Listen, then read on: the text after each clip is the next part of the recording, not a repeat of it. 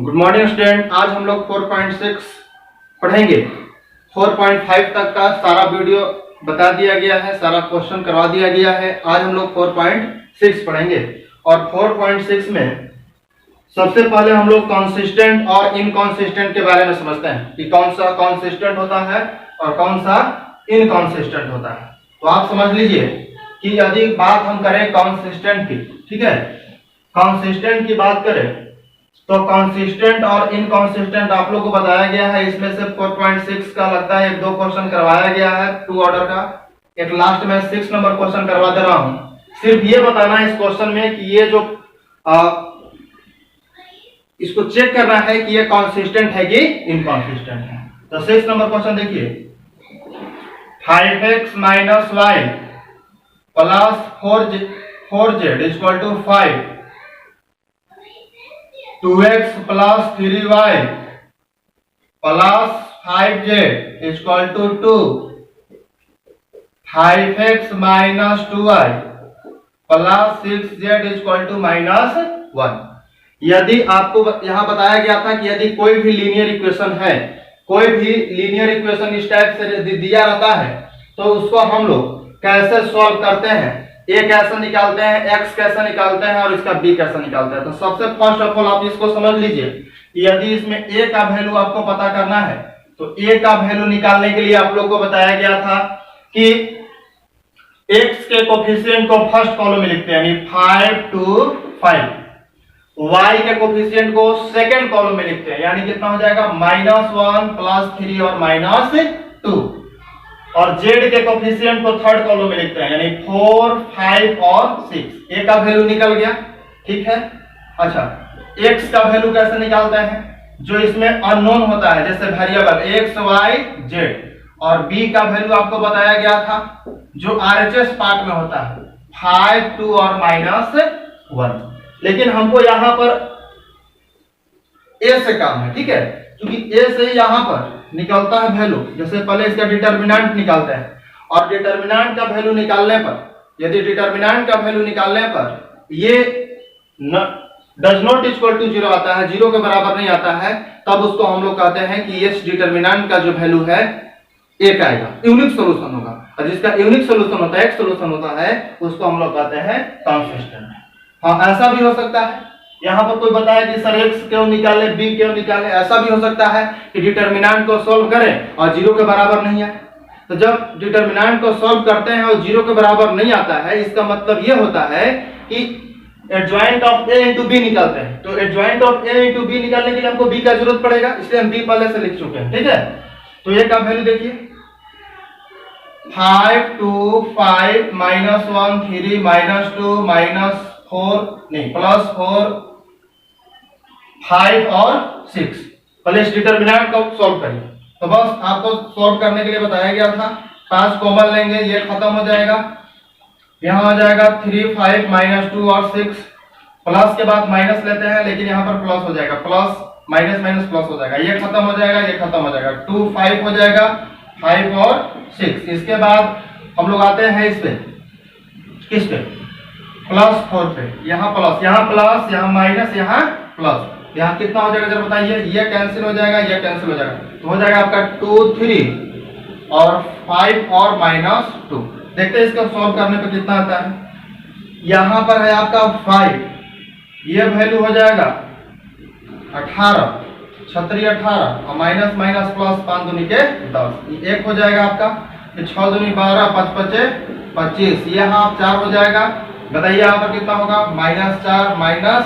आराम से इसको सॉल्व करना, ये 5 हो गया, अब ये 18 है, 10 28 हो जाएगा, ये +1 है, यहाँ पर इसको माइनस कर दीजिए, 5 में से 2 चल जाएगा तो 3 हो जाएगा, यहाँ पर -13 हो जाएगा आपका, यहाँ पर हो जाएगा आपका, बताइए +4 है, यहाँ पर हो जाएगा आपका -19। अच्छा, इसमें गुना करते हैं, 8 5 40, 0 4, 5 दूनी के 10 और 4, 14, ठीक है। यहाँ पर हो जाएगा -13, यहाँ हो जाएगा 19 का पारा पढ़ दीजिए 4 बार, 19 का 19, 19 19 76,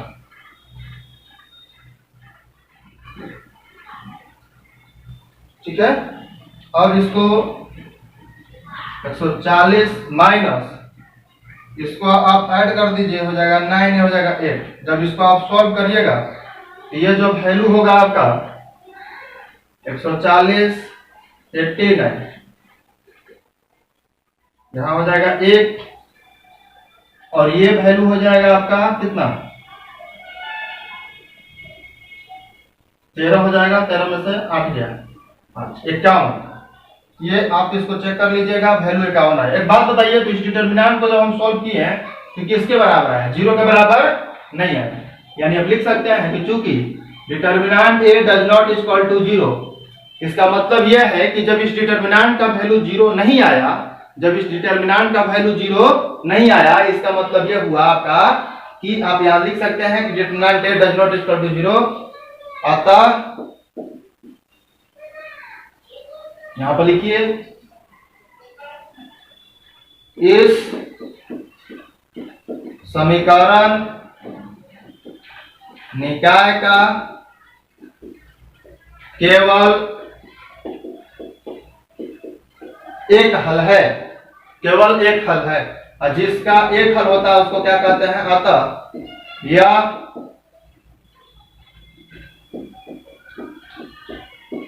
संगत। ठीक है, यहां पर कह सकते हैं कि this equation is only one solution, hence it is consistent. क्या है ये? हमारा है कंसिस्टेंट,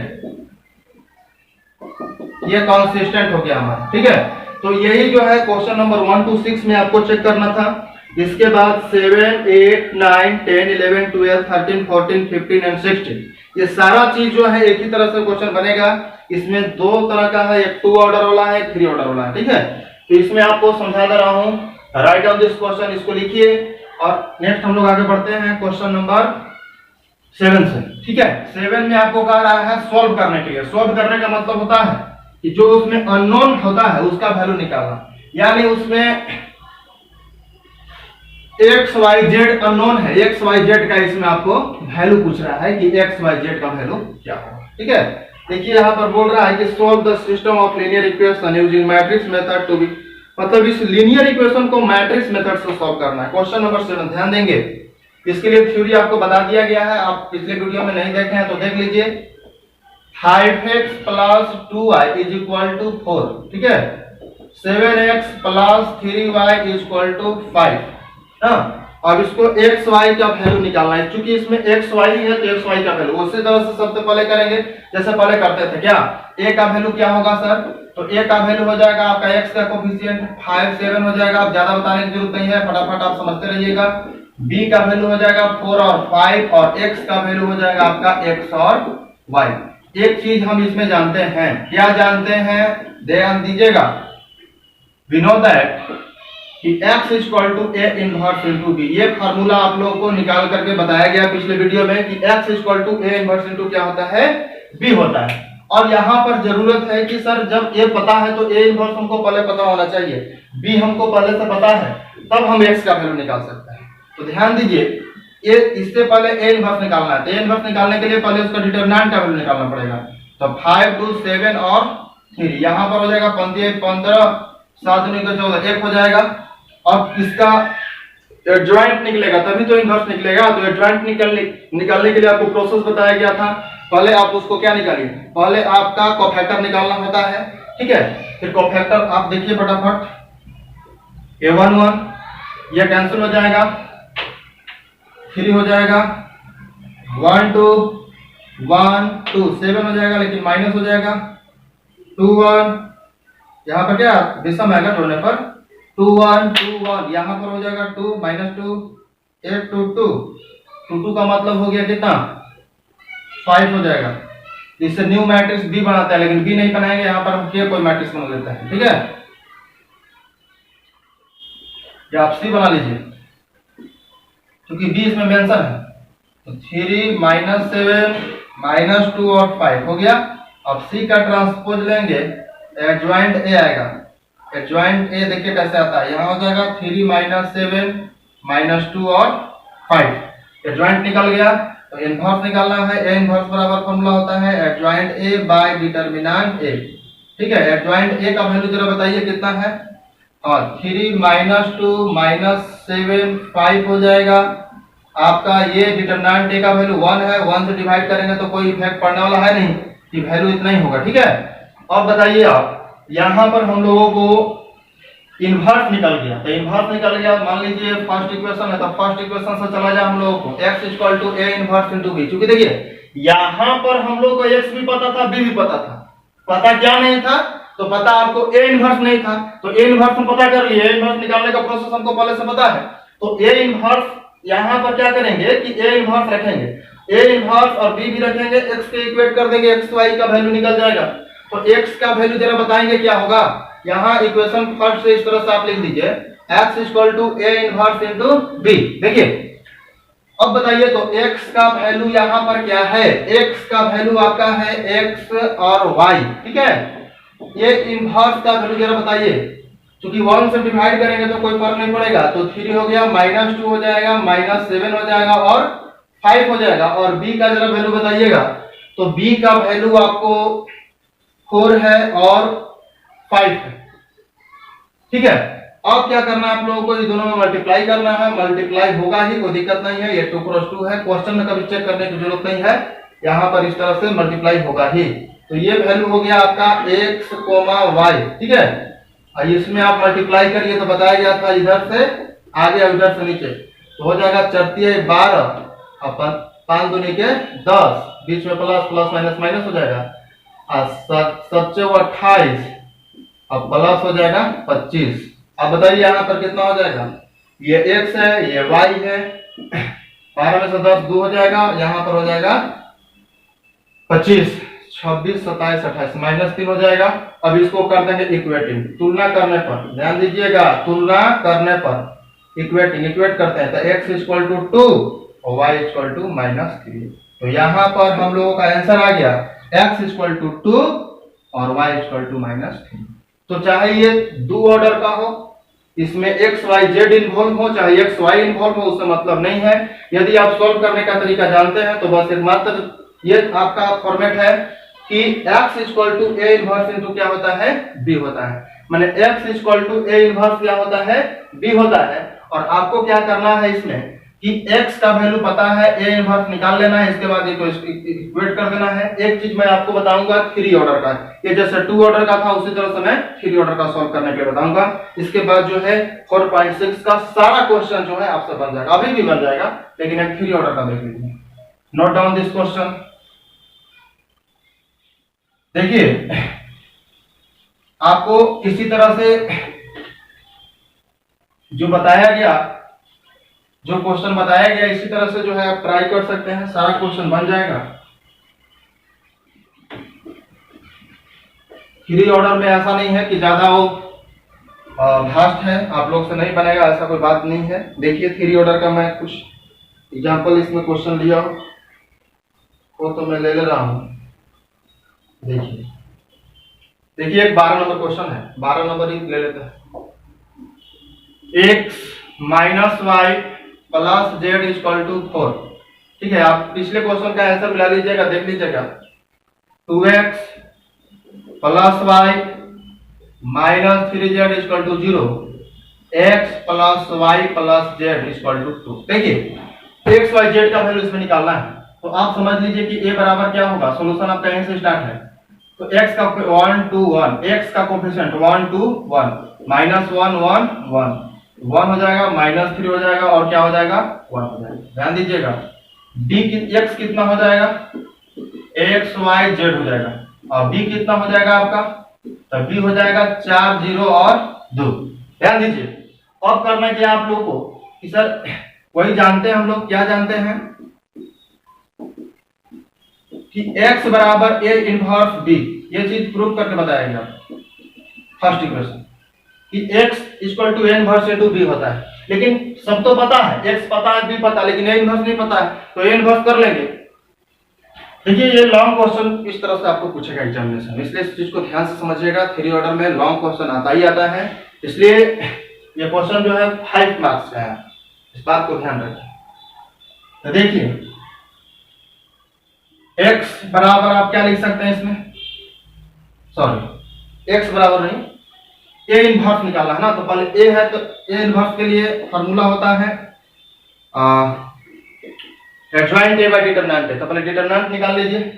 डिटरमिनेंट इसका देखिए कितना होगा 1 माइनस 1। देखिए डायरेक्ट में सॉल्व कर रहा हूं इसको, यहां से आप 1 कॉमन ले लीजिए, ये कैंसिल हो जाएगा 1 माइनस 3 1 और 1, इसके बाद प्लस 1 हो जाएगा क्योंकि माइनस है, यह कैंसिल हो जाएगा 2 माइनस 3 1 और 1 हो जाएगा, इसके बाद प्लस 1, यह कैंसिल हो जाएगा 2 1 हो 1 1। देखिए ये 1 रहा आपका 1 प्लस 3 हो जाएगा, ये 1 रहा 2 प्लस 3 हो जाएगा, ये 1 रहा आपका 2 माइनस 1, ये हो जाएगा 4, ये हो जाएगा 5 और ये हो जाएगा आपका 1। तो यहाँ हो जाएगा आपका 10, यानी डिटरमिनेंट ए का वैल्यू कितना आ गया 10 आ गया।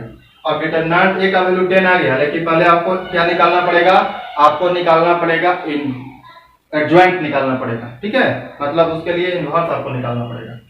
तो ध्यान दीजिए, सबसे पहले क्या करें, यहाँ पर पहले कोफैक्टर निकालते हैं 1 1, first row first column delete हो जाएगा, थोड़ा सा लॉन्ग है लेकिन बात आपको समझ में आएगा। यह कितना हो जाएगा 1 हो जाएगा प्लस 3 हो जाएगा, 1 प्लस 3 यानी 4 हो जाएगा, और 1 1 क्या है 2 है, सम संख्या है तो साइन चेंज नहीं होगा। A1 2 first row second column, first row second column 2 minus 3 1 और 1, 2 प्लस 3 हो जाएगा यानी 5 हो जाएगा, लेकिन माइनस हो जाएगा, जब 1 2 कितना होता है 3 होता है। देखिए उसी तरह से आपका A1 3 का मतलब 1 3 2 1 1 1 2 1 1 1 2 माइनस 1 कितना हो जाएगा 1, पॉजिटिव हो जाएगा, साइन चेंज मतलब नहीं होगा इसका, ठीक है।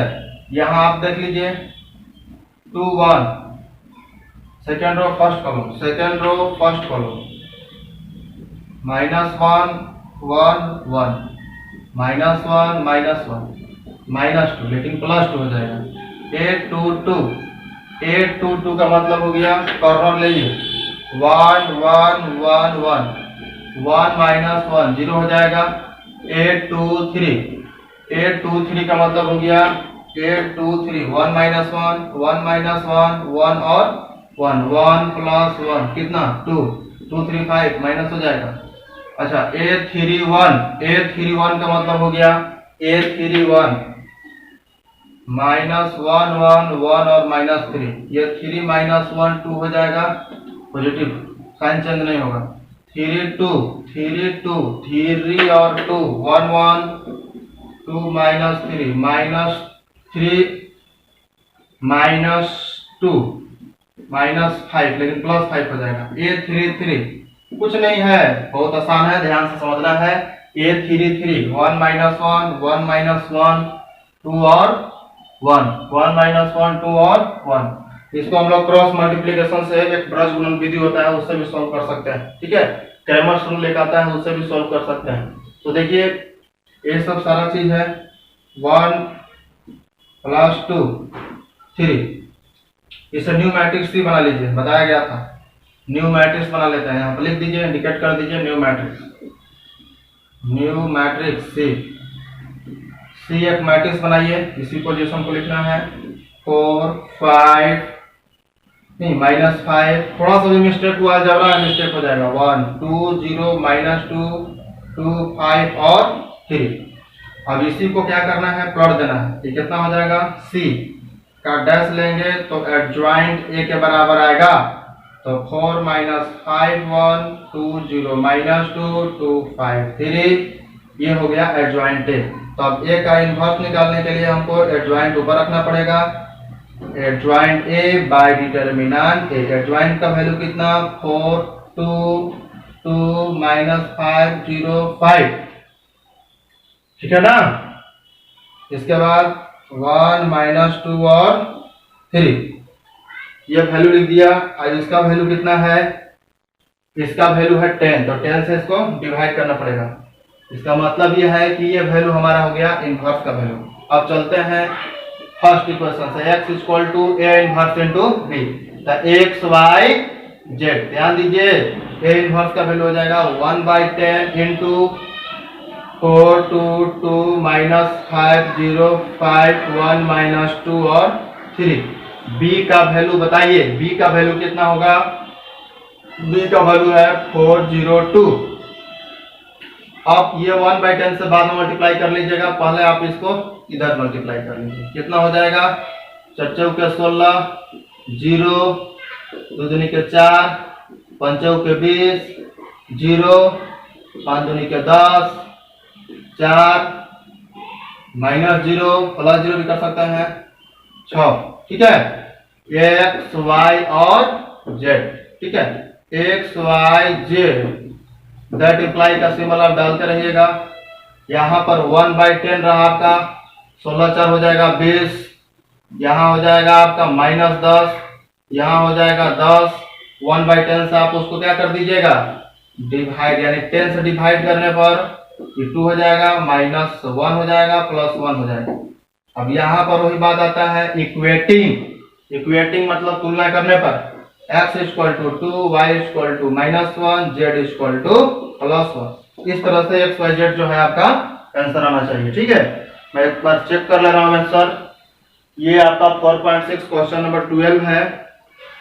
4.6 question number 12, x = 2, y = x = 2, y = -1 और z = +1। यानी क्वेश्चन आपका क्या है? ये आंसर क्या है आपका? राइट है। ठीक है, तो इस तरह से आपने 3 ऑर्डर का लीनियर इक्वेशन को सॉल्व करने का जो है मेथड सीखा। और इस तरह से टोटल क्वेश्चन जो है 4.6 का आपका कंप्लीट हो जाएगा। इसमें कोई डाउट नहीं होने वाला है आप लोगों का। इस चीज को आप ध्यान से देखिएगा, पढ़िएगा, समझिएगा, तो सारा चीज जो है ये हो जाएगा। ठीक है, एक इसी तरह से लैंग्वेज वाला क्वेश्चन है, उसको मैं बता दे रहा हूं ऐसे ही ओरली, आप समझ जाएंगे, हिंट दे दे रहा हूं। 4.6 का क्वेश्चन नंबर सबसे लास्ट अंतिम। राइट डाउन दिस क्वेश्चन, देखिए इसको।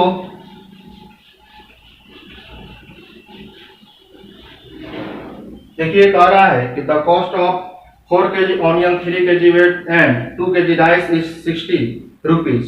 The cost of 2 kg onion, 4 kg weight and 6 kg rice is 90 rupees. The cost of 6 kg and 2 kg weight and 3 kg rice is 70 rupees. Find cost of each item per kg by matrix method. देखिए आप जो है यहाँ पर onion को, wait को और rice को, ठीक है, ऑनियन को x, ऑनियन को आप क्या मान लीजिएगा? 16 नंबर हिंट। ऑनियन को आप x मान लीजिएगा। इसमें आपका इसका वेट को आप मान लीजिएगा, इसका मान लीजिएगा y रुपीज, और राइस का आप मान लीजिएगा z रुपीज। ठीक है, और इसी तरह से जो वैल्यू दिया हुआ है ना, क्वांटिटी 4 kg, 3 kg, 2 kg और 60 रुपीज दिया हुआ है, तो आप ऐसा लिख दीजिए 4 kg बोल रहा ना, तो 4x 3y 2z = 60। इसी तरह से इक्वेशन फर्स्ट बनेगा और 2 इक्वेशन बनेंगे, है ना। इसका 60 रुपया है, इसका 90 रुपया है, आगे का कितना है? 70 रुपया। इसी तरह से आपका जो है इक्वेशन बन जाएगा। देखिए मैं इक्वेशन बना ही देता हूं, आप लोग सॉल्व कर लेंगे। 2x 4y 6z = 90, है ना, और ये हो जाएगा आपका 6x 2y 3z = 70। ठीक है, तो इस तरह के इक्वेशन को जो है आपको सॉल्व करने आता है, जैसे कि अभी बताया गया। 16 नंबर भी कंप्लीट हो जाता है। इस तरह से टोटल आपका 4.6 समाप्त हो गया, और डिटरमिनेंट भी टोटल आपका समाप्त हो गया। मिसलेनियस का क्वेश्चन आप लोग करेंगे खुद से, इसके बाद जो क्वेश्चन फंसेगा मैं आपको करवाऊंगा। ठीक है, मतलब नेक्स्ट वीडियो में आपको मिसलेनियस से मिलेंगे। मिसलेनियस में आप 50% लगभग क्वेश्चन आप कर सकते हैं, उसमें कोई आपको डाउट होने वाला नहीं है। ठीक है, all the best, thank you.